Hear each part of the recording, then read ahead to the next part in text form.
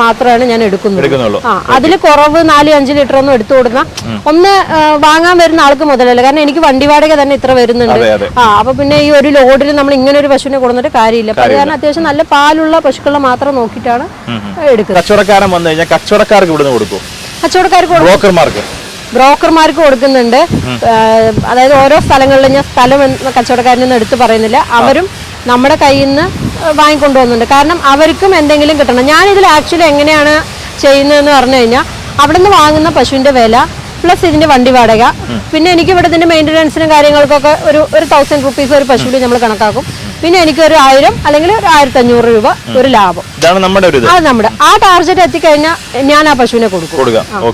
ഇനിയും കൂടുതൽ ഫാമുകൾ കേരളത്തിലെ വിവിധ ജില്ലകളിൽ പ്രതീക്ഷിക്കാമോ? തീർച്ചയായും പ്രതീക്ഷിക്കാം. കാരണം ഇപ്പൊ ഇത്ര വലിയ നല്ല പശുക്കളുണ്ട്. ഇപ്പൊ എന്റെ വീഡിയോ കാണുന്ന ഒരാൾക്ക്